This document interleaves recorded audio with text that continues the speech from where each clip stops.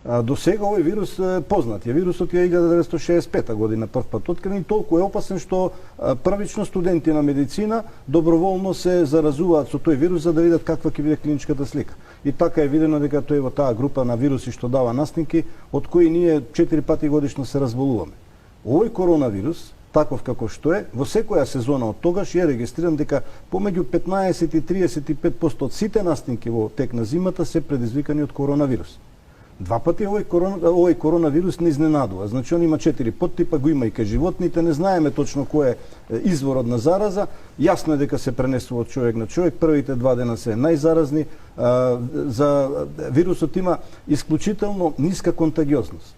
Значи, ниска? Да, ниска контагиозност. Значи, за разлика од морбилите кои 100% имаат контагиозност, нели, ако 15 минути седите вака еден до друг или на поблиску на пола метро, овој вирус 1 до 5 ќе зарази. Значи, тој не лепди, сите вируси имаат карактеристика да не може да останат надвор од клетка. Значи, тие се клетка, меѓутоа им фалат органели, не може да произведат енергија, им е потребна неопходна клетка. Таа клетка може биде растениска, животинска, човечка и така натаму. Така да има многу дезинформации. Значи вирусот, полуживотот точно не се знае, не е проучен, нели? Меѓутоа он не може да остане долго. Неколку часа, ако во тој нели искашлок спутум има клетки, нели? Меѓутоа за да настане болест, пак треба инфективна доза, треба вирулентност на вирусот и така натаму. Значи сега 2 пати ни изненади вирусот. Тоа беше 2002, односно пикот 2003, така наречениот SARS, значи кога даваше синдром на акутен респираторен дистрес синдром. И по втор пат сега, значи овие се разликуваат од овој основен коронавирус. И тој дава компликации, нели? Како сите овој COVID-2. Овој го нарекува COVID-2 или COVID-19, нели, бидејќи 19 година прв пат е пронајден и одеднаш се појавија некои својства на овој вирус кои збунуваат. Значи збунуваат начинот на патогенеза, начинот на присуство. Меѓутоа тука имаме сега два главни проблеми. Имаме нереална бројка, бидејќи сега коронавирусот нема карактеристична клиничка слика.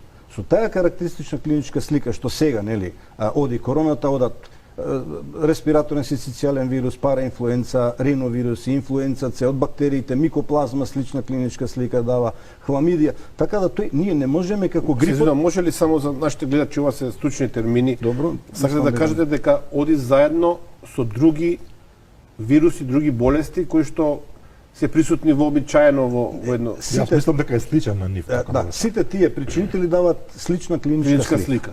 И поради тоа ние не можеме како кај грипот да речеме, ние може да имаме 100 потврдени случаи, да имаме 100.000 заболени. Не ни се битни, бидејќи нас не битно кој подтип, која варијанта циркулира. Во овој случај сега имаме ние нови методи со кои можеби коронавирусот или ковидот пред 5 години или пред 10 исто имал слични епидемиски својства, меѓутоа ние не сме го докажувале. Се мислеле дека е инфлуенца. Така. Да, сме мислеле грип или микоплазма, најчесто таја маскира, и сега имаме една современа метода, не е нова, меѓутоа почнува да ги детектира вирусната ерена на коронавирус. Меѓутоа сега имаме проблем во толкувањето на резултатите. Тие резултати по мене може да ги толкува само инфектолог, бидејќи со самото присуство полимераза верижната реакција во ред кога имаме вируси кои во крвта ги наоѓаме, како хепатит С, кој ќе го докажеме, нели, па мериме, нели, копии колку има во крвта и така натаму, ние знаеме дека тој човек има хроничен хепатит С, бидејќи не му е местото во крвта. Меѓутоа са во овие респираторни лаважи, нели, што се земаат материјали, може да имаме било кој причинител. Ние го бараме од овие што ги набрав, ние го бораме коронавирус. Присуството на коронавирус не значи дека он ги дава тегобите. Потребно ни е сега потврда, конфирмација со серолошки тест, за да направиме разлика сега дали ова е колонизација, случаен контакт на вирусот, или е инфекција, што е нешто различно, или е пак инфективна болест. Инфекцијата, само да го довршам, само извинете. Инфекцијата и инфективната болест можеме да ги докажеме, болеста веќе ја гледам, инфекцијата нема симптоми, меѓутоа со серолошки тестови можеме да докажеме. И тука е главен проблем што ние немаме валидни серолошки тестови за да докажеме IgM антители и да речеме да, овој човек е болен од коронавирус. Како мислите немаме?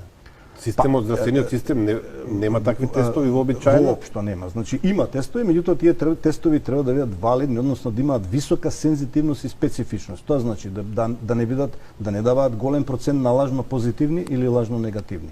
Тие се техники на ELISA или на индиректна флуоресценција скоро за сите причинители веќе постојат и се со висока сензитивност специфичност. Значи до сега короната не бил предизвик на науката и не произвела такви сензитивни тестови. Како што не е и веројатно гледаме и многу парадокси во имунолошкиот одговор.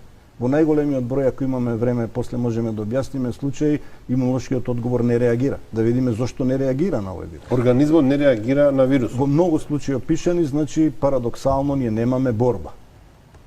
Значи од што се умира? Изненадува што нема умрено од енцефалопатија, значи тоа е доказ дека организмот не се бори жестоко. Умираат од 3 причини. Едната причина е појава на акутен респираторен дистрес синдром. Тоа е нагло откажување на белите дробови. Постои нагло откажување на бели дробови поради срчеви причини, тоа е така наречен пулмонален едем.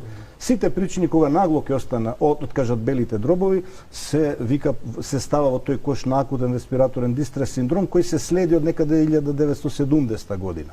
И тоа е многу интересен податок. Годишно во светот имаме околу 140.000 со овој синдром регистрирани, смртноста кај нив е половина. Значи околу 70.000 и така умираат од овој акутен респираторен дистрес синдром, етиологија непозната. Секоја година умираат? Секоја година. Значи етиолошки се спомнуваат вируси, се спомнуваат панкреатити, се спомнуваат, меѓутоа еден многу битен податок.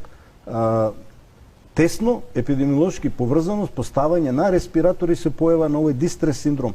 Над 4 сата на респиратор 16,1% развиваат акутен респираторен дистрес синдром, половина од нив умираат. Значи, втората причина за смртност во Кина беа секундарните бактериски пневмонии.